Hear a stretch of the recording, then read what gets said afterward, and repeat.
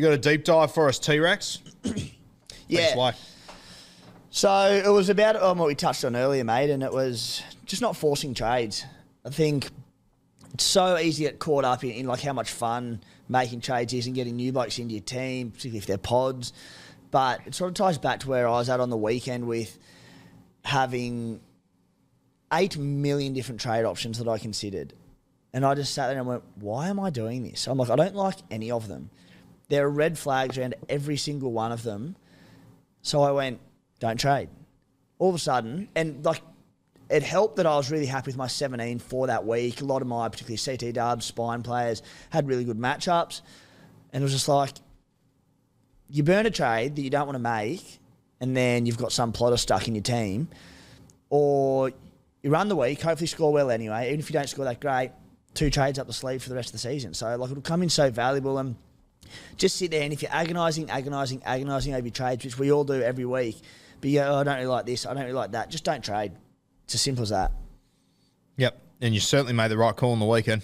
Yeah, that's it. I wish I would have talked you into some of the bullshit you were throwing out. There was a fair bit there, wasn't there? There was a lot, yeah. It was just my head, but out loud. It was unreal. All right. Stats deep dive. You got a couple of guys you want to touch on here. The first one is the strike centre out of the Canberra Raiders, Matty Timoko. I love this fucker. Yeah. He's mad. Yeah. I thought I was his biggest fan, but it's definitely you. I've got this. This is a great one. So there are obviously a lot of questions around Timoko last week, and I was sort of saying, I love him as a player. He's a star, but I don't really like Raiders outside backs, Croker being an exception, being a cheapie. But the call was that I don't think any of the outside backs have great ceilings. Anyway, Timoko last weekend, as we know, we were at the game, was sensational. Knocked out 119. It was the first ton of his career the week after. I'm like, no ceiling. No ceiling. So people are messaging me like, so no ceiling, eh? I'm like, oh... First ton of his career. And on him as a buy going forward, to be fair, I didn't say he was a bad buy. I said I want to chase CTWs with higher ceilings. He has one score. It must have been... Yeah, before last week, he had one score in his career over 90 points. Yeah. And I think it was like a 95 in about round 2 or 3. So had that, and then he cut in 119. So... It's one of them ones where on numbers you go, the ceiling probably isn't quite there, but as a young developing centre in the NRL who looked incredible eye test wise, yeah, he was good. And I mean, when you have a look at him at the moment, you know, the Raiders have obviously won 4 games on the trot. It's been sensational. 5-round average of 70, 3-round average of 91. They play Parramatta this week, who are fucking fiends for conceding Supercoach points. Manly... who looks pretty ordinary. South Sydney, that'll be a tough one. Then they got the Tigers and the Warriors. It's not a bad little spot to be, Matty Timoko. I know we both weren't super keen on him last week, but fuck, I don't mind it all of a sudden. Yeah. That's it. Base as well, bust tackles. I'm looking more at someone like AJ this week with that big 150-plus ceiling, but hard to knock. All right, the next guy we're going to touch on is a fella that neither of us were overly keen on in the preseason. We thought he was elevated a little bit by attacking stats, and I'm sort of happy to stand by that. Reece Robson. He's averaging 60, so it hasn't been a train wreck, don't get me wrong, but people that thought he was going to push into the Harry Grant sort of category, sorry, but he never was, and he's played 80 minutes every single week as well. What do you got on Reece? Definitely a preseason win calling that one. She said scored okay, but... around those attacking stats, mate, the people said, oh, you know, he'll keep getting him. We're like, well, he won't, because he scored something like 6 tries in 8 weeks or something last year. But basing 49 per game, 3-round average of 62, so finding a bit of form. The Cowboys obviously found a bit of form with that big win over the Roosters last weekend, so whether or not they can keep it up, time will tell. Yep. Get this, though. So he hasn't missed a minute this season. His only major attacking stats have been 2 tries, 2 line breaks, a try assist, and 1 line break assist. When we say that he had way too many attacking stats last year, that is unders for him. Yes. There will be more attacking stats than that. 582k, break even 63, plays round 13. I'm really interested. And to Reece Robson's credit, the Cowboys have been going like a busted asshole the first 10 weeks. So fingers crossed if last weekend, I know it wasn't the prettiest, well, it was a good win, but it wasn't, the Cowboys that we saw last year. If that can start to turn it around, he now does become a little bit interesting. Very much so. And in a hooker spot where no one stands out. Harry Grant hasn't been at his best, but he's still the number one hooker. But with Origin period coming, I don't really want to carry Harry through that period because I think he'll play limited minutes at stages. Yep. If he gets in, knocks in Origin, he might not back up in games. So I'm pretty happy to sell Harry. I'll probably hold him till round 13, but it's sort of between, like Damien Cook, who would have been an option. He's had a chance to play Origin. You got him in your side? Who, sorry? Cookie? Cook. Yep. Yeah. Cook, there you go. So JMK is one. Marshall King, he'll be a great target. Reece Robson, I like him. The thing about Reece Robson is that if you wait until round 13, he plays round 14 too, but then he's got his bye. Then he's got to bye a few weeks after that. So you'd have to... No, it's wonderful. So did a massive deep dive into the... I guess he plays 14. Yeah. Into the Origin bye... Sorry, the major bye period schedule. So fixtures rounds 13 to 20. Yep. So major bye rounds between 13, 16, 19. Minor ones where 3 teams are on the bye being 14, 17, 20. And strength of schedule. So it's up on the SC Playbook website, or will be in the next hour or so. And it goes through the best and worst teams. And the Cows is wonderful because they have the bye in round 15, but it's a week where they're the only team on the bye. Yeah, so it's like, sweet, you can cover him. So the Cowboys have one of the best Origin period schedules. And you look at someone like Val Holmes, and Ruben Codd's the same. He will only play 3 games, I believe, between round 13 and 20, those blokes. Junior Barlow, I mean, again, not over the Origin. Let's say Madison. Yep. Let's say Madison does play Origin. Probably won't, but he'll obviously be in the conversation. If he were to play, Parramatta have an amazing schedule for non-Origin players because they play the 3 major bye rounds. But the ones who do play Origin, I believe, play 3 games in that between 13 and 20. So what if you were going Reece Robson, I'd be seriously considering getting on this week. Dragons, Tigers, Param. Yeah, you're going to go this week? No, I don't think I will, but I'm considering it. Yeah. I just want to see more from the Cows, and they're still light on in the forwards. So, like, if they had like Taumlolo back this week, and maybe 1 or 2 others, I'm like, sweet. They can only get better. I just, like we say with hookers all the time, if they don't have the forward pack and the go forward, there's not a lot you can do as number 9. Tell you what, I know it's our favourite saying, but there's a world where in 4 weeks' time at the end of round 14, we're looking back going, fuck, if you got on Reece Robson for round 11, you've killed it. Because that's such good matchups. He plays 13, he features in 14 as well, which I think we'll talk about round 14 soon. That's going to be I know it's going to be a headache for me. It will be a headache for a lot. Yeah. I think there's almost a fair argument 14 is going to be harder than 13. It could be, yeah. Because you've got to pick 17 there, not 13. Knights, Manly, Para on the bye, who are 3 fairly Supercoach relevant sides. Oh, Phoenix Crossland. Oh, no, losing Phoenix. Phoenix, play 13, score me 30 points, and then... And I will pack your bags for you, my friend. Yeah. All right, your next player, Reece Robson, that was a nice one. Not a player, but a little collective here. What do you call a collection of eels? A murder? No, it's not. Fuck it. I'll sit on you happy for a second there. We'll find out what that is. I'll research that whilst you're talking about the Eels minutes rotation. Let's get inside the head of Brad Arthur for a couple of minutes. Got shivers even thinking about getting inside the head of Brad Arthur and his bench rotations. Yeah, so the big chat last week was around, obviously RCG, Campbell Gillard is out long term, but what sort of minutes would come of the Parramatta pack? Now, I do not believe there was any injuries or potentially there might have been a HIA or something that impacted, but pretty well should have got the exact minutes of players. We'll start at the top. Wiremu Greg, probably one of the big losers, played only 28 minutes.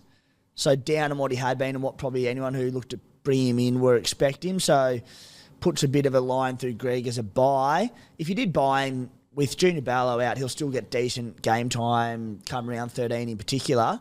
And, if there are any injuries to the pack during the game, you might get inflated minutes. But definitely a loser.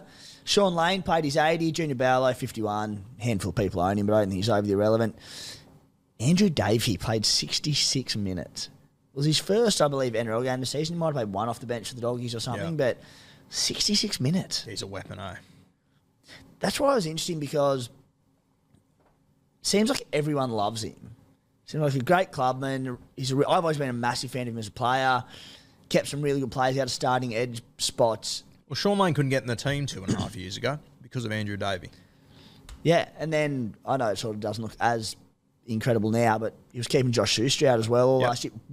Prior to that, Schuster was playing good footy. When Schuster was the hot property. So Davies, 431k, break-even 43, obviously, because he played 2 games for the Dogs, both off the bench in limited minutes. So, look, I do think there's too much to go around there at Parramatta, but just one to keep an eye on. Jermaine Hopgood, 58 minutes. Talk to me. Happy days. Yeah. Simple as that. Take it. Enough to warrant, when we look at round 14 and Parramatta being on the bye and knowing that we can't overcompensate and overstack on them, is Hopgood someone you'd buy on 58 minutes? You know what? The thing that interests me this weekend, I wouldn't be surprised if he takes a little bit more control without Mitchy Moses there too.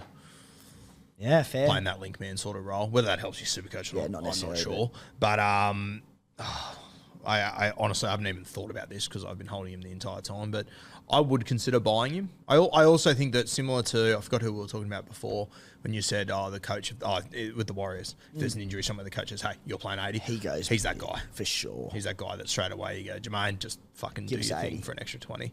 So, and if he is given that, I feel like Jermaine's the sort of guy that if you said to him, I need you to play an extra 20, he'd go, yeah, I'm going to give you the best fucking 20 you've seen. So, I don't mind buying him. Obviously, I'm probably a little bit biased. I'm a bit of a low-key fan. Look at you, proud dad. Yeah. Surely 20, the best 20 you've ever seen. I don't mind buying him. I still like him as a buy. Yeah. So, Maddo's an interesting one. He played 52 minutes. That's like, it's not, like if you're an owner, you have to be concerned with it. But he still belted out 78 or something. So he clearly goes 62 in base and 52 minutes. So he clearly goes, all right, I'm limited time, I'm giving more. And we say that all the time. Players, minutes drop, PPM goes up. Yeah. How do you feel as an owner? Yeah, for fine. I just think Maddo is just he's just a Supercoach freak. He just, if you give him limited minutes, he will do more work in that time. As I said, I wasn't concerned in the slightest last week when he was named on the bench. Said that last week. I stick with it. I just think Maddo is just a freak. And you know what? Sometimes what Maddo does doesn't make sense. Sometimes I can't explain how the fuck he does it. But it's been 2 or 3 years now where he just does it week in, week out. So I'm happy with it. Origin? I reckon he's a sniff. I've got no mail, nothing whatsoever. But I've got the impression over the last few years that Freddie potentially isn't the biggest Ryan Madison fan in the world. And from the very little I know of Freddie outside of stalking him for the last 25 years, I would say that Freddie wouldn't have loved the fact that he didn't play those first few games this year. And I don't know, is that one of those things you go, that's not what Origin's about? Yeah, I thought the exact same. And it's, on ability, he's there, especially said the Blues are Jake Chaboyevicin majored out for Origin, RCG gone, there are question marks everywhere. The fact that he can play middle and edge so easily, you'd think he'd pick himself, but you just go, I'm with you. Freddie doesn't seem to love him. But there are things in his favour. You got those middle forwards out. Angus Crichton was in the team last year. Are you going to pick out Angus Crichton off the back of 2 games as a starting edge? Yeah. Or do you go with Maddo, who is, fit at the moment, can show us he can play 80, can show us he can play 60 and do 80 minutes worth of work in there? I just wonder if Maddo has made his bed to some extent. Yeah. Put it this way, I won't be buying him before round 13 because there's enough of a question mark there. But especially with the reduced minutes, I'm like, I'm happy not having him. And then if it comes round 13, not picked for Origin, sweet. The other thing I worry about with Maddo is that he could be the perfect 18th man. If you're desperate, you can play him at centre. You can play him in the back row. You can play him in the middle. If you're really desperate, I know they've got other options, but you could even play Maddo in the halves. He grew up as a 5'8", he's one of the better defenders in the competition. He's fit as a fiddle, so that's just what worries me about Maddo. I think what you just said then is exactly spot on. If you're going to buy Maddo, if you don't have him now, if you're going to buy him, wait till round 13. Yeah. And wait until you know who the 18th man's going to be, exactly. et cetera, et cetera. All right. Now, by the way, for those that are playing at home that are frantically Google searching, a collection of eels is called a fry. Fry of Eels. There you go. I will, if you can spell Fry correctly, I will captain Tyrell Sloan this weekend. Fraiy. Idiot. Frye. Oh, and I wouldn't have captained him anyway, so that's fine. All right, your next. Oh, geez, is this my whole draft team? Corey Horsburgh, Big Red, killing it. I love this fucker. Yes, Corey Horsburgh. What were my stats around Corey Horsburgh? Firstly, here's one that I was definitely keen on last week, but a big part of buying him obviously was going to be averaging 71 minutes across the last 3 weeks, down to 62 minutes, I believe it was on the weekend. Which 63. Yeah, 63. Hardly panic stations, but in terms of when we're considering him as a buy, the big one for Corey was his offloading. Yeah, and it was the fact that he'd had something like one offload. So he offloaded 4 times last week. Yep. Disregarding that, he'd only had 2 offloads since round 2. 4 for the season. On the weekend, when people go, all right, free the arm, Corey, you would obviously work for you the week before, he had 1 offload. And it was the most perfect track for offloading I think I've ever seen. So all of a sudden he comes back. As it stands, the 4 offloads was an anomaly for the season. We know he can do it, but it's looked like, we've said all season, the Raiders, they do get given directions at time.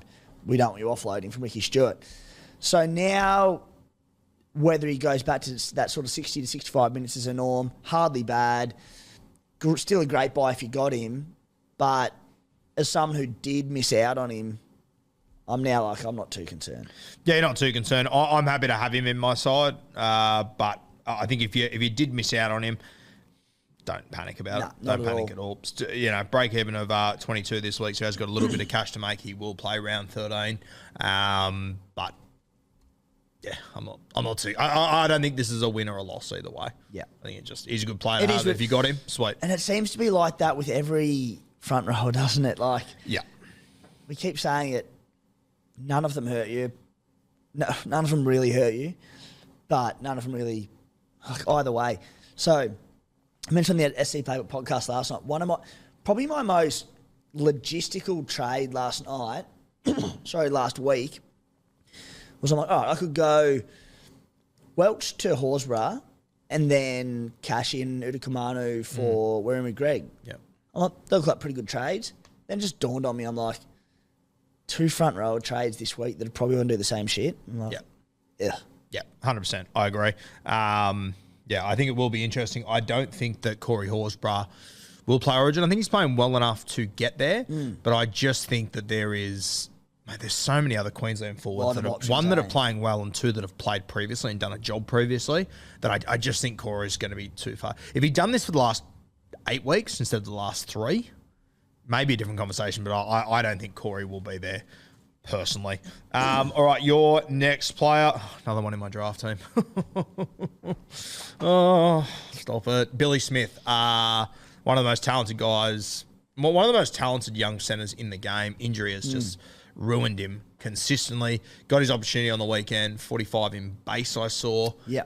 And just the eye test, he looked tremendous. And I think he was doing what the Roosters aren't doing enough at the moment, just going forward. Yeah. Not getting too fancy.